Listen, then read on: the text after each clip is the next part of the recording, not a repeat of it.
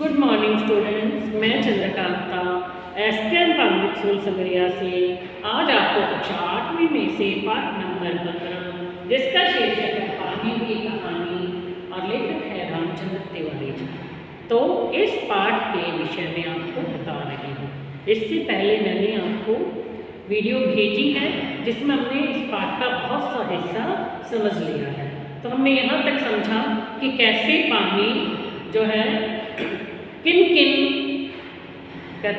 परिस्थितियों से गुजर करके पानी की बूंद बनी, कैसे कैसे कैसे हाइड्रोजन और ऑक्सीजन गैस में आपस में मिलकर के यानी अपना अस्तित्व खो करके उनके सम्मिश्रण से जो पानी बना और कैसे वह पानी समुद्र में जाकर के उसने ठोस रूप धारण किया। बर्फ बनने के बाद कैसे वो समुद्र में गया, समुद्र में उसकी गर्म धारा से भेंट हुई यानी बर्फ पानी के साथ मिला तो पिघल गया और पानी की बूंद बन गई।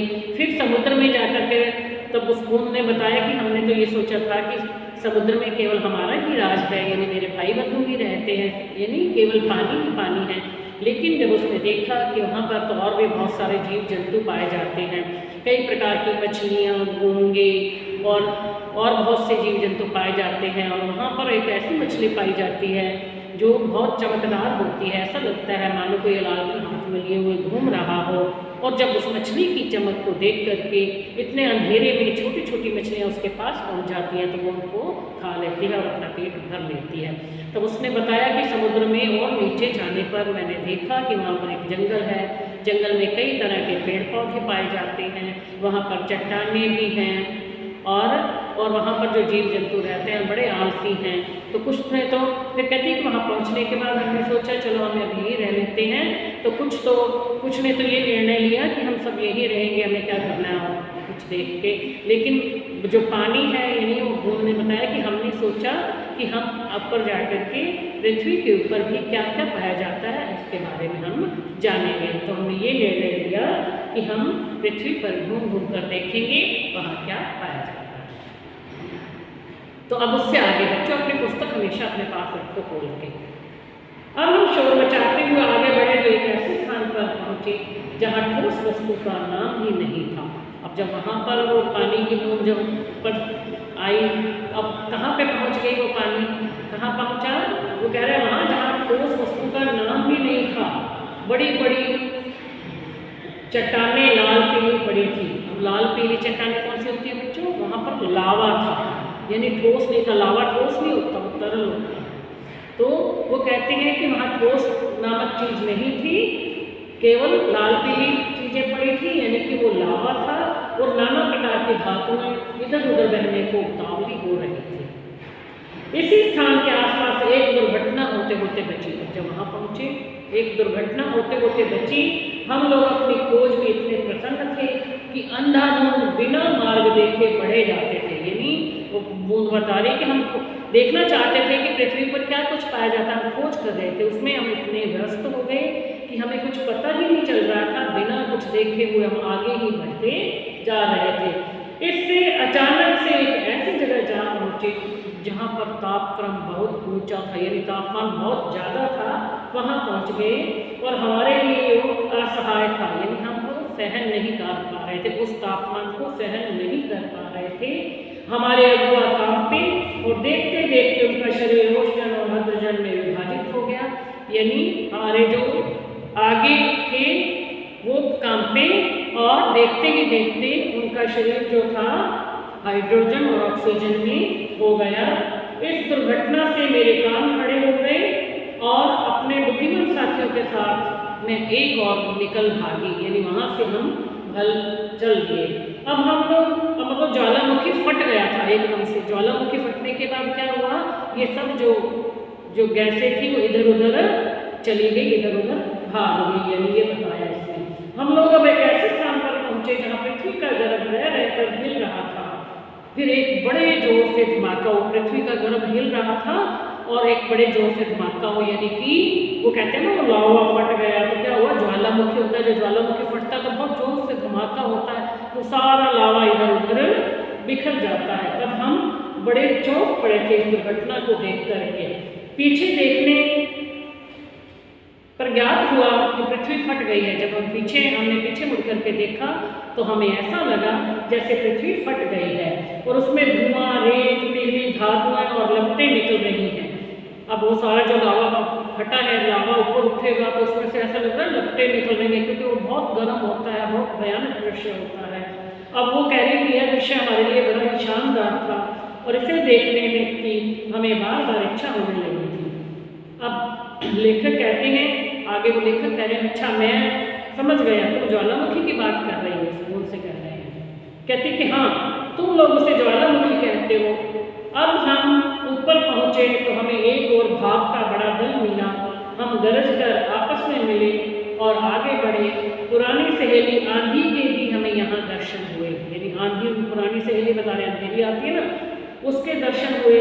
वह हमें पीठ पर लादे कभी इधर ले जाती कभी उधर ले जाती थी, यानी कि आंधी तेज हवा चलती थी, पानी की बूंदें उड़ उड़ करके इधर उधर चली जाती थी।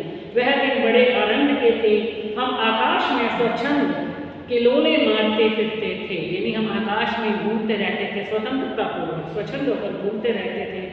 बहुत से भाप के जलकणों के मिलने के कारण हम भारी हो चले और नीचे झुक गए और एक दिन बूंद बनकर नीचे कूद पड़े। अब भाप के कण जो मिलते हैं ना बहुत सारे, तो वो क्या होता है, भारी हो जाते हैं, यानी पानी बन जाता है, वापस भाप के पानी भाप बन के उड़ता है, ऊपर जाके फिर पानी का रूप हो जाता है। जब वो भारी हो जाता है तो वर्षा बन करके नीचे गिरने लगता है। तो इसीलिए जब वो कह रहे हैं कि हम भाप बन के ऊपर उड़े और हम भारी हो गए, वो भाप के कण आपस में मिले, भारी हो गई और इससे वो बूंद बन करके नीचे गिर गए।